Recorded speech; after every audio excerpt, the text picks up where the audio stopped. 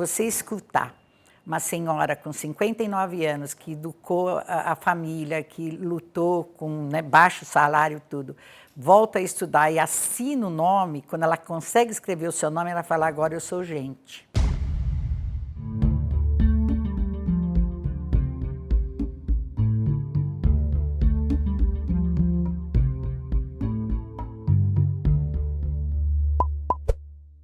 Tudo bem? Eu sou Leandro Begossi e hoje a gente vai falar do Dia da Educação, cujo tema esse ano é Nenhum para Trás. É um tema absolutamente relevante no cenário de hoje da educação pública no Brasil. Para fazer essa discussão hoje, a gente está com duas pessoas que são referências aqui na área, o Denis Plappler, coordenador pedagógico do Instituto Âncora, sociólogo, mestre em filosofia da educação e doutorando em educação pela USP. Ele foi consultor e assessor pedagógico pela Unesco para o MEC, no mapeamento de escolas inovadoras no Brasil. Também está aqui comigo a Eda Luiz, diretora do Centro Integrado de Educação de Jovens e Adultos, o famoso CIEJA de Campo Limpo, referência nacional na discussão. Acho que a gente pode começar direto pelo tema do Dia da Educação, né? Que é como hoje no Brasil, diante dos desafios que a gente tem, a gente não deixa nenhum aluno para trás. E o que, no final das contas, significa não deixar nenhum aluno para trás para vocês? Acho que esse é o nosso desafio, seja na ponta, né, no chão da escola, ou se tratando de concepção de política pública, pensar como garantir uma educação que não fira a dignidade de cada um, de cada uma, né, dos cidadãos brasileiros. E isso é um desafio enorme ainda no século XXI, se a gente olhar para os índices de violência, de analfabetismo, né? Então, o Brasil ainda tem, em média, 150 homicídios por dia, se a gente pegar as últimas pesquisas dos últimos anos. Até mesmo a gestão dos resíduos, se tratando de educação ambiental, né? A produção do lixo cresce mais ou menos 5 vezes mais que o crescimento populacional, então isso mostra muito pouca consciência ambiental. O analfabetismo, como eu falei, são cerca de 15 milhões de analfabetos. O analfabetismo funcional, então, né, pessoas que são minimamente alfabetizadas, mas têm dificuldade de interpretação de texto. Aí a gente vai para um número ainda mais assustador. E como escreveu Paulo Freire, né, a leitura de mundo precede a leitura escrita. A gente ainda tem muita gente carente de uma educação de qualidade, não só dentro da escola, porque acho que qualificar a educação pública não é uma responsabilidade apenas da escola, mas de toda a sociedade, né? Porque uma sociedade violenta contagia inevitavelmente a cultura escolar. E a gente tem até um conhecimento produzido, né, pelos povos africanos, mas também pelos povos indígenas, que já é um conceito um pouco famoso de que é preciso toda uma aldeia para educar uma só criança, né? Então, se a aldeia está doente, a criança fica doente também. Se a aldeia está saudável, a criança fica bem. E eu acredito que espaços de voz e de escuta são espaços de saúde. E as escolas precisam construir esses espaços, espaços mais democráticos, de relações mais horizontais, mais dialógicas, onde as crianças tenham espaço para estudar também a partir do seu desejo, dos seus interesses, porque ainda é inovador no século XXI que a escola tenha coragem de perguntar para um estudante: o que você quer estudar? Não queria centralizar a palavra também, porque também acredito muito na autoridade centrada na palavra, não nas pessoas, e queria ouvir a Eda. Quando nós fizemos lá o CIEJA, Centro Integrado de Educação de Jovens e Adultos, no Capão Redondo, eu acho que foi isso mesmo, acreditando numa escola que fosse receber todas as pessoas. Então, começamos instintivamente, né, há 21 anos atrás, abrir os portões e colocar todos a discutir que educação eles gostariam para aquele território, né, para transformar. Porque na época, em 1998, era o lugar mais violento do mundo. E como é que a gente poderia deixá-los para trás? Então, nós iniciamos escutando, fazendo com que eles desenhassem essa escola, que os recebessem e não os excluíssem. E nós vimos que nós fazíamos 3 coisas muito importantes para a educação, que eu acho que é tornar o aluno protagonista. né? Ele tem que produzir conhecimento, ele tem a liberdade de escolher o que ele quer estudar para poder, principalmente jovens e adultos, transformar a sua realidade ou até sua própria vida. A gestão democrática, mas uma gestão democrática em todos os sentidos, né? De escuta e de escolhas e de argumentos, né? Para que essas escolhas fossem o bem comum. E a terceira, eu acho que é o relacionamento que nós fizemos com a comunidade.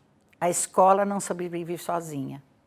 Bem disse Denis que é preciso uma aldeia inteira para poder educar nossas crianças e jovens, porque todo mundo tem que estar imbuído de que, né, a educação, a socialização, a escuta, o cuidado, ele é necessário para todos e todos são comprometidos. Era uma possibilidade de mostrar que era possível fazer em escola pública, porque as pessoas acham que a gente só pode fazer projetos ou pensar numa educação de qualidade, alguém financiando ou alguém bancando tudo isso, né? E, na verdade, as nossas leis e a nossa lei de direitos de base garante que a gente possa fazer coisas interessantes e inovadoras e colocar todo mundo, sim, da garantia do direito à educação. Eu gosto de trazer para a discussão, né, porque muita gente que acompanha o debate sobre educação há muito tempo e muita gente que está entrando no debate sobre educação agora, e talvez seja uma das épocas no Brasil, para o bem e para o mal, em que mais se discute educação, a gente esquece um pouco do arco histórico, né? Onde a gente estava e o que aconteceu nos últimos 30 anos.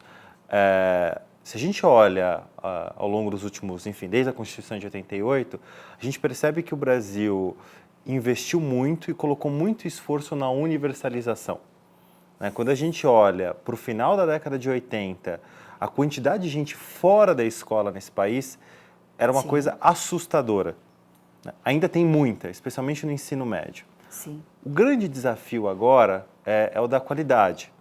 Como que a escola... E qualidade a gente pode discutir de diversas formas. Desde a alfabetização até uma escola que faça sentido para os adolescentes do ensino médio. Isso que eu queria escutar de vocês, assim. Pensando que a gente tem um grande desafio de qualidade, o que vocês acham que deveria ser atacado primeiro? Eu acho que, assim, uma coisa importantíssima é a formação dos professores e de toda a comunidade escolar, né? Aqueles que, eu não digo só professor, porque eu acho que todos os funcionários, todo mundo que participa desse espaço escolar também tem que ter né, essa formação de tornar a escola uma escola de qualidade.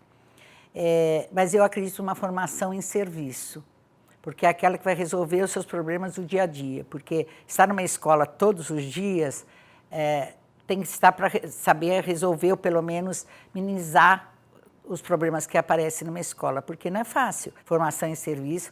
Eu acho que as escolas poderiam acreditar mais em parceria, de vez em quando acha-se muito isolada, se fecha muito no seu isolamento de resolver todos os problemas sozinhas. Eu acredito muito em parceria, por isso assim que eu tenho lá parceiros, né, em todas as áreas, saúde, assistência social, trabalho, e tudo, todas as secretarias, porque eu acho importante que isso aconteça. E realmente eu acho que, volto a repetir, que é o protagonismo do aluno nessa também ser incluído, porque a gente faz por não com. Se faz, né? Se planeja uma coisa maravilhosa, lindo, maravilhoso, mas para quem? Para que aluno? Porque eu ainda acho que nós temos uma outra coisa, que a escola pública ela é determinada, a sua construção, onde há uma demanda, onde tem um terreno que possa acolher essa escola pública. Depois vão para lá pessoas, mas não há uma ligação, que eu acho que é importantíssimo, dessa escola com essa comunidade. Que cultura ela é trabalhada, que história tem essa comunidade, até para se ampliar a transformação. E o que seria significativo para aquele pessoal, aquela comunidade toda que procura essa escola. É preciso ter consciência mesmo de que a oferta da escola pública para, pelo menos quase toda a população, é uma conquista muito recente no nosso país e isso não pode retroceder, né? Então, quando eu escuto propostas de governo investindo ou querendo investir em ensino à distância, a educação ela se dá aqui, né? Na relação, no vínculo, no afeto. Não existe educação à distância. sem querer ignorar as contribuições da internet, de cursos, de formação, de conteúdos que sim, tem muito a agregar para todos nós, mas escola à distância, não. E além disso, vários outros direitos, né, sociais que vêm sendo ameaçados e que precisam ser muito bem discutidos para que a gente avance como sociedade e não acabe atacando ainda mais os direitos da população. Aí, nesse sentido, né, falar de valorização da educação, eu estou hoje no Âncora. O Âncora é uma escola pública não estatal. O que significa isso, né? Nós não pertencemos nem ao poder privado, nem ao Estado. Nós somos uma escola que busca ser das pessoas, do público de fato, da sua comunidade, como falou a Eda. Principalmente de estudantes, de educadores, professores e famílias. E é com esses agentes que a gente busca construir essa escola. Hoje a gente atende a 150 estudantes. A curto prazo a gente busca atender a pelo menos 300, trabalhando da gestante até o idoso, com toda a vida, né? O ciclo da vida. Eu gosto muito da concepção que a Regina Steurer, fundadora junto com o Walter, ela, quando eu cheguei lá, me contou dessa concepção de que o Âncora, no centro do terreno da escola, tem um circo. E esse circo é concebido como o coração da escola e, ao mesmo tempo, a ágora, né? No conceito de democracia antiga clássica, que é onde se dão as discussões, as rodas de conversa, a assembleia, onde a gente cria as regras junto com os estudantes, porque aí eles não obedecem, eles respeitam, porque eles construíram. Então, lhes faz sentido, né? Porque faz sentir. Precisa passar pela experiência, precisa passar pelos sentidos para construir conhecimento. E também acho fundamental a gente falar do óbvio, que é a gente precisa valorizar o professor, né? Não dá para falar do Dia da Educação sem falar das professoras, principalmente, porque 80% dos professores do Brasil são professoras, na verdade, são mulheres, e são as principais protagonistas, junto com os estudantes, dessa educação que a gente acredita que possa chegar a ser uma educação de qualidade sem deixar ninguém para trás. Então, o professor precisa ser mais valorizado, não só quanto ao salário, quanto às condições de trabalho, mas quanto à figura dele mesmo. Uma nova educação, essa educação inovadora, democrática, que tanto se fala, não é para, ao mudar o papel do professor, diminuir o seu protagonismo ou o seu destaque. Eu acredito numa relação que não é centrada nem só no professor, nem só no estudante, mas nas relações, né? Estudante-estudante, estudante-professor, e adulto-adulto, que acho que é a mais difícil, pelo menos na minha trajetória que eu tenho visto. Então vamos pensar sério nisso quando a gente for fazer também política pública, para pensar em dar condições para que o professor possa ser esse agente capaz de fazer uma escola qualificada junto com a sua equipe, né? Junto com a sua comunidade. Não acha, Eda? Com certeza. Quando eu disse informação, era isso que eu pensei, em serviço, porque a comunidade, professor e alunos é que tem que construir tudo isso, né? Não dá para vir de cima para baixo e esperar que alguém vai resolver essa qualidade se não for os envolvidos mesmo a pensar sobre que qualidade é essa que queremos oferecer. Perfeito. Muitas vezes a gente fala da educação e projeta muito para o futuro, né? Ou seja, sim, como vamos resolver o problema das crianças que ainda vão ser alfabetizadas, como que a gente vai fazer com que o ensino fundamental deixe de ser um gargalo, Fundamental 2, hoje, quando as crianças começam a abandonar a escola, o ensino médio, quando elas simplesmente falam, isso aqui não é para mim. Ainda tem muita gente que faz isso. Mas esse ciclo a gente muitas vezes esquece de quem a gente já deixou para trás. Eu estou falando dos jovens e adultos, acho que a Eda tem bastante a acrescentar, que é como é que a gente, como país, passa a olhar para aquelas pessoas que a gente ignorou no processo de educação, seja nos últimos anos, seja nas últimas décadas. É uma coisa que nós temos que pensar mesmo, né? Porque nesses meus anos todos de envolvimento com a educação de jovens e adultos, eu percebi que depois todo ser humano, depois da família, e a família não digo uma família constituída, né, como se pensa, mas alguém que cuida. Logo depois disso, aquela pessoa, aquele ser humano que não passou pelas escolas, ele se sente humilhado, ele se sente desprestigiado, ele se sente menor. Porque você escutar uma senhora com 59 anos que educou a família, que lutou com baixo salário e tudo, volta a estudar e assina o nome, quando ela consegue escrever o seu nome, ela fala, agora eu sou gente. Isso é muito forte. Porque até então, como é que se sentia essa pessoa de não ter passado pelos bancos escolares. E assim, é muito interessante porque alguns vêm mesmo com aquela ideia ainda, né? Então a gente vê os mais idosos ainda ter o gosto, o primeiro dia de aula, ter uma mochila com estojinho, sabe? Ainda assim, reportando a idade que seria trazer isso para a sua, né, memória, trazer isso para a sua memória. Mas, ao mesmo tempo, eu acho que é assim, como é que um país discute, cresce, sem que todos participem? E esse grande número de pessoas que não tiveram direito à educação, não dizendo de todos os outros direitos, né, também que não conseguiram, eles possam contribuir. Porque a gente nota, é notório, é visível a mudança quando eles vêm para a escola, né, na educação de jovens e adultos, quando eles são aceitos, quando eles são acolhidos, quando a gente consegue fazer uma educação significativa, a mudança, não só para ele, como do seu entorno, né? Então, eu acho que a gente conseguiu muitas mudanças lá onde nós estamos, no Capão Redondo, por conta das pessoas se interessarem em vir para essa escola, né? De ter. E assim, e voz, né? Voz e numa democracia, eu acho que nós temos que colocá-los para participar. Né? Se a gente quer reforçar essa nossa democracia, que é tão recente, como o Denis falou, é a participação, é a escuta, é valorizar também o que eles têm para poder trazer para a escola de uma maneira de abrir mesmo, não só a escuta, mas de como trabalhar isso para que tenha sentido. Lá no CIEJA, eles escolhem um tema para estudar. E olha como eles são extremamente conscientes. O tema de escolha desse ano foi meio ambiente.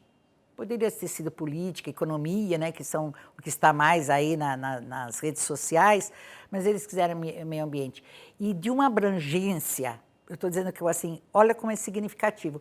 Nós temos 76 grupos, 76 maneiras de ver o meio ambiente, porque cada grupo vai construir um projeto ligado ao meio ambiente, mas com muitas discussões, né? E cada um nos seus projetos vão se agregando a eles aquele que faz mais sentido no momento. Então, essa liberdade também, né, de se colocar, de escolher, de poder se sentir participante, né, nessas questões todas, é muito interessante.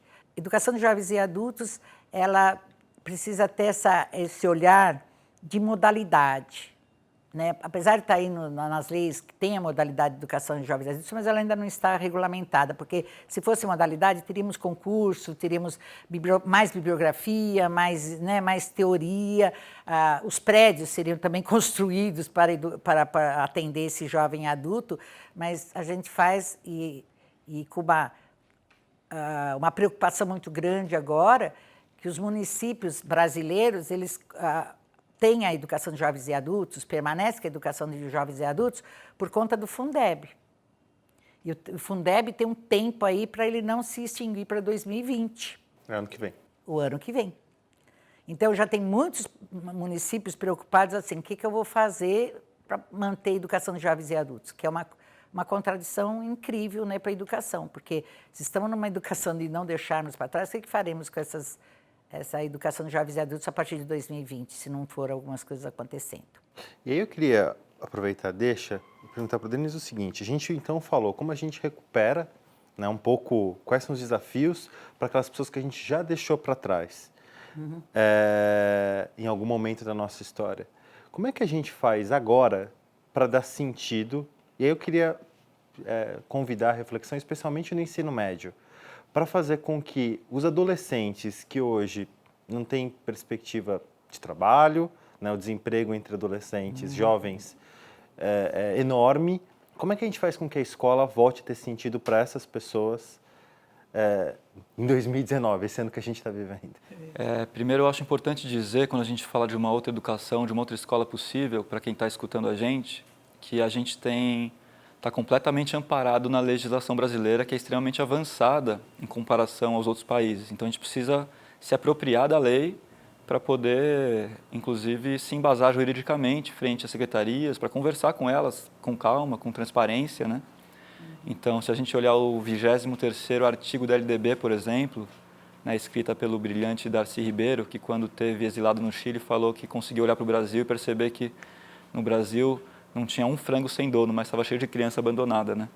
E essas pessoas que você menciona que ficaram para trás, né, que não tiveram o direito à dignidade, digamos assim, isso também acaba reverberando na escola, porque essas pessoas têm filhos, têm filhas, né, e que muitas vezes não são inseridos numa cultura letrada e não são inferiores por causa disso, mas sofrem consequências de uma diferenciação social e econômica no mercado de trabalho, como você mesmo acabou de falar, e é com essas famílias que a gente vem trabalhando, né? No Âncora a gente recebe as famílias a partir de uma parceria com a prefeitura no serviço de assistência social. Precisamos falar também de paternidade, de quantos homens abandonam as famílias. Outra paternidade possível para o país. E, por exemplo, a gente tem lá um menino, vou tomar a liberdade de contar, espero que ele não se incomode, o Matheus, que estava lá na escola, não muito interessado em alguns conteúdos, mas no diálogo com o seu tutor, contou que dança, canta, compõe e fazer um curso de barbearia. Então, por que não fazer uma barbearia dentro da escola? E ele tem lá agora a sua barbearia, onde ele estuda as finanças, como atingir o seu público, conquistar os seus clientes, fazer a comunicação que envolve linguagem, assim como tem outro grupo pensando num restaurante lá dentro, estuda culinária. Para estudar culinária tem que estudar matemática, tem que estudar linguagem, escrita, tem que estudar geografia, cultura de outros países. Então, quando a gente trabalha por projetos, que é o que a gente acredita, a gente inevitavelmente navega por todas as áreas do saber, sem ter que segmentar o conhecimento, sem ter que avaliar as crianças com testes físicos e mentais que querem provar que eles são um número ou uma letra, né? 3, 5, 7, A, B, C. É como se você me perguntasse alguma coisa e eu respondesse 3. O que isso agrega para uma pessoa ou para uma criança, então? Então, a gente aqui tem pouco tempo, mas com mais tempo a gente poderia se aprofundar um pouco sobre essa concepção muito escolarizada da educação, que nem sempre contribui para o processo educativo de fato.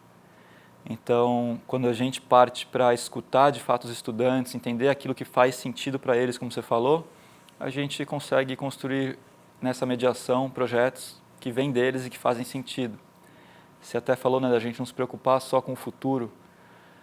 Educadores que são muito referência para mim, eu mencionei Anísio Teixeira, mas também Janusz Korczak, que geria 2 orfanatos na Polônia quando ela foi invadida pelos nazistas. Korczak geria um orfanato cristão e outro judaico, né? E quando os nazistas invadiram a Polônia, permitiram que ele fugisse. Falaram, não, pode sair fora, porque você tem um certo reconhecimento social.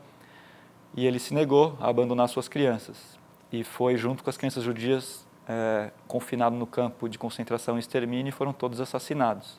Korczak, assim como Anísio, que foi assassinado na ditadura militar brasileira, que defendia o Parque Escola como uma concepção de educação pública, diziam ambos que a criança não está, num certo momento, sendo preparada para a vida e outro momento vivendo. A criança já está viva. Precisaram escrever isso. É um pouco óbvio, mas a criança já é sujeito. Se a gente não tratar ela como sujeito, como pessoa, vai tratar ela como o quê, né? Concordo. E tem um ponto, como a gente sempre fala, uma conversa relevante, ela voa. Né? A gente está quase chegando no final e para não encerrar de uma forma abrupta, porque seria uma violência com a conversa que a gente está tendo aqui, eu queria pedir para vocês, enfim, se despedirem das pessoas que estão nos assistindo e deixassem aí uma última frase, uma colocação para inspirar as pessoas que estão nos assistindo a viver esse dia da educação com mais propriedade, com mais intensidade e com mais gentileza em relação aos nossos educandos e aos nossos educadores. Queria começar com o Denis. Eu gosto de um livro, El Sueño del Pepe, do Pepe Mujica, que ficou 12 anos preso na ditadura do Uruguai, e que nesse livro ele fala: o Uruguai não é o Brasil, o Uruguai não é os Estados Unidos, o Uruguai é o Uruguai, então a gente precisa de um projeto para o Uruguai. Nesse livro ele conta o projeto do Uruguai, na produção de conhecimento, dado o tamanho do Uruguai. Mas a gente precisa de um projeto de Brasil, né? Dado todas as riquezas que o país possui, né? Sendo talvez o maior, o país mais rico em recursos naturais do mundo, né? Então, a minha despedida fica para que a gente juntas e juntos, construir de fato um país melhor que possa proporcionar dignidade e muito mais que isso, né? E arte, cultura e vida para a sua população. E aí a gente vai ter uma educação de qualidade. Eu quero encerrar trazendo meu grande mestre Paulo Freire, que fala: a educação não transforma o mundo, mas a educação transforma os homens e os homens vão transformar esse mundo. Concordo com o Denis que nós precisamos pensar urgente numa educação, né, que coloque todos na mesma dignidade de direitos, não só da escola, saúde, moradia e tantas coisas que lhes faltam. Mas acho que a educação seria o ponto de partida para que a gente desse mais dignidade. Eu quero agradecer, dizer que a minha luta é constante, né? Ainda tem muita coisa aí para ser feita. Quero agradecer o momento, a lembrança, né, mesmo que eu achando também que não tem dia da educação, mas são esses momentos que fazem com que a gente também comece a refletir um pouco mais sobre esses assuntos tão importantes. Muito obrigada a todos. Muito obrigado para você que está nos assistindo e que esse Dia da Educação seja o momento para fazer o bom debate, que também é uma das coisas que a educação brasileira mais precisa nesses anos que a gente está vivendo. Muito obrigado.